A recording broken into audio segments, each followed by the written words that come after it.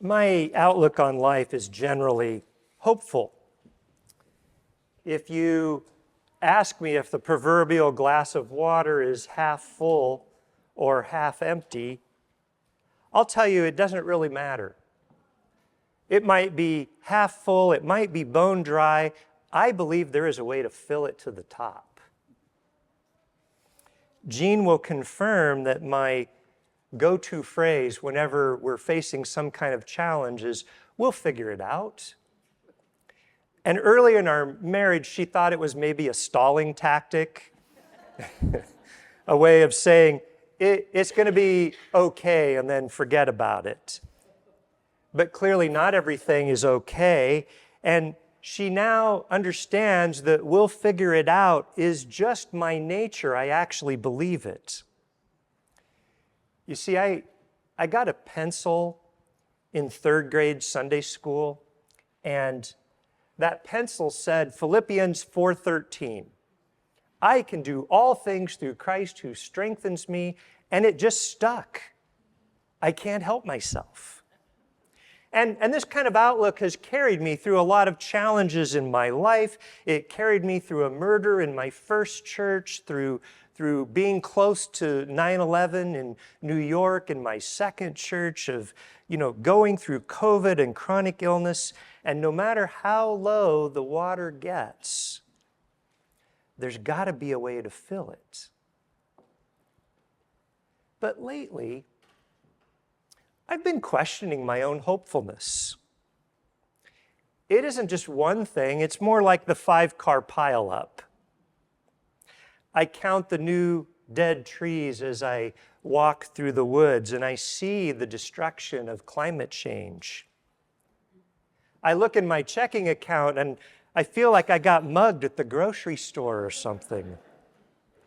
Posts show up now in my social media feed that are not only false, but cruel. And it's that rising justification, being okay with cruelty towards people who should be our neighbors, that really troubles me. And for the first time in my life, I can't simply say, we'll figure it out, because I'm not sure. I recently read a book. It names the mood I've been feeling in a single word. And don't be distracted by this word, because it's not quite PG-13. Cory Doctorow calls it inshittification. You might think that's not a real word, but it was the 2023 word of the year in the Dialectic Society program.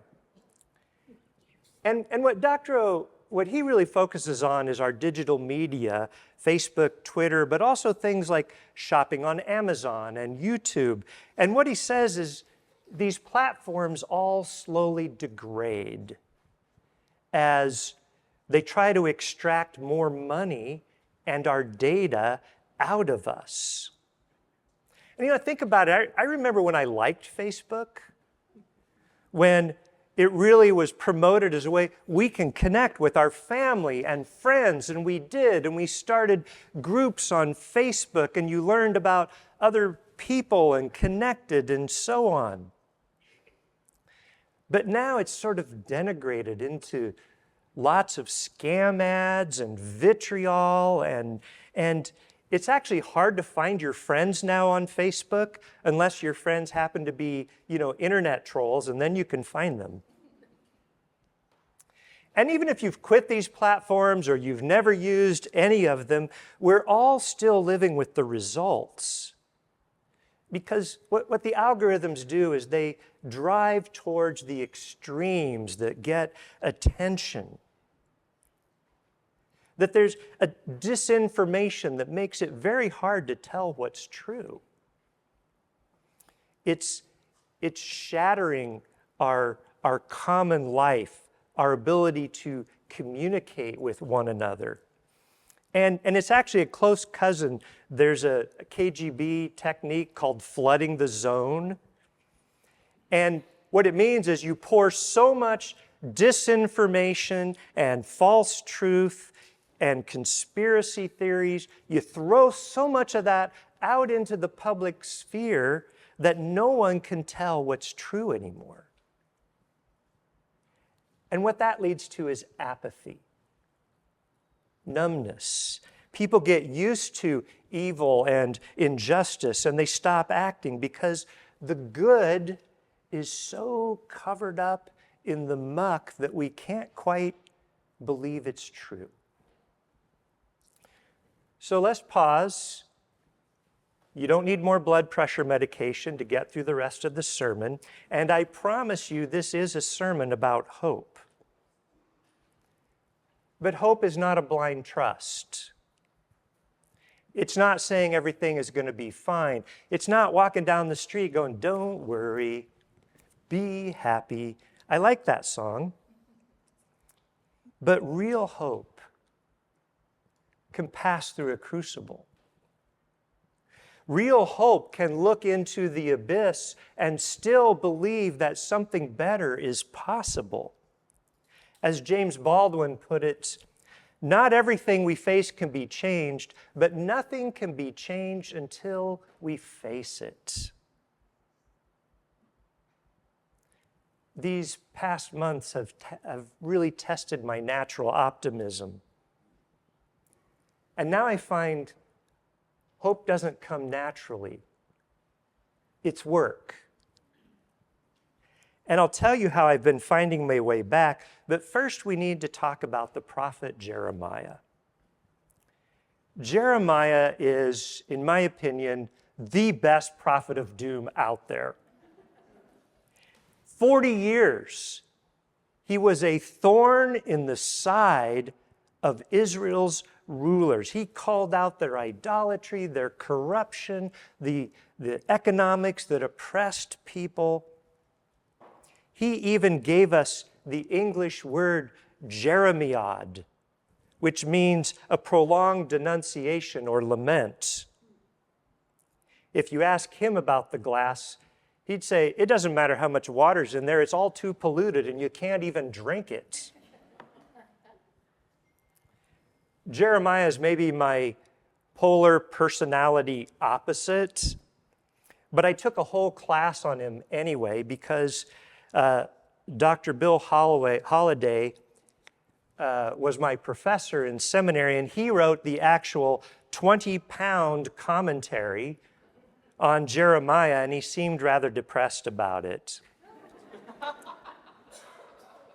Bill would come into the mailroom where I worked in seminary, and he would deliver jeremiads, as he should, and we would listen to the Iran-Contra hearings together.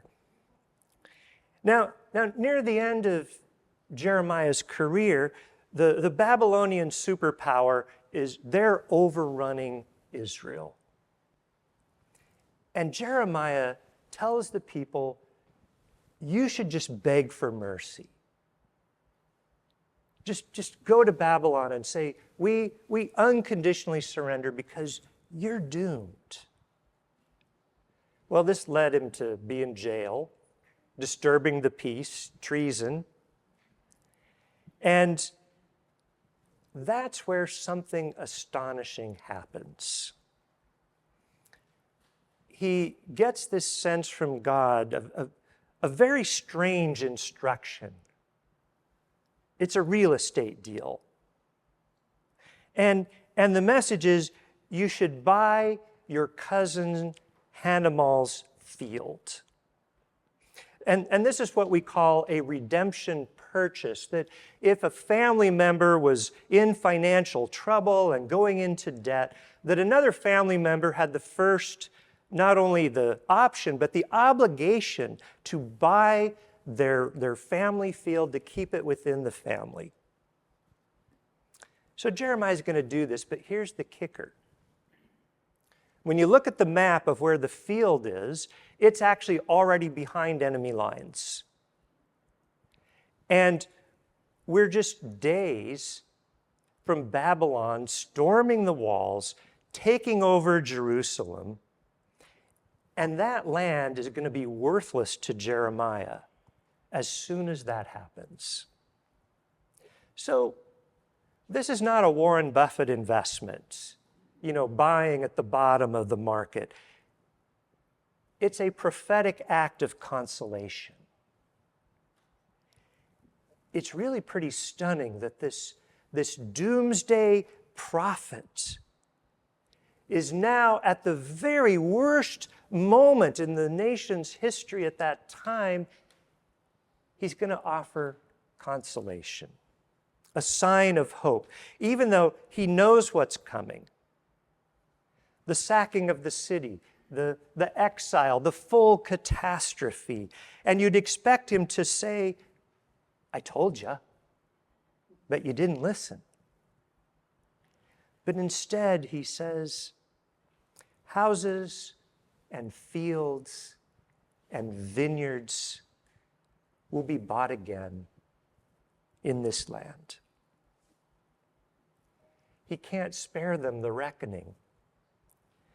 But he does promise that beyond this moment, there is a restoration, that God's Spirit is still at work even when we have failed.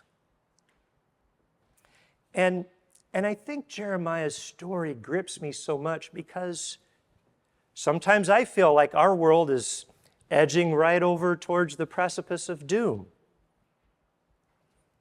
I don't know how close we are, but I do know we've spent years denying the evidence that's right in front of us as our forests burn, as the Gulf of Mexico warmed to 100 degrees last summer. Jeremiah told the truth the best he could, and people didn't listen. Yet he refuses to leave them in despair. And that act, I keep coming back to it. And I've noticed this, I read a lot of climate activist stuff, and I've noticed a big shift in how they talk about the future.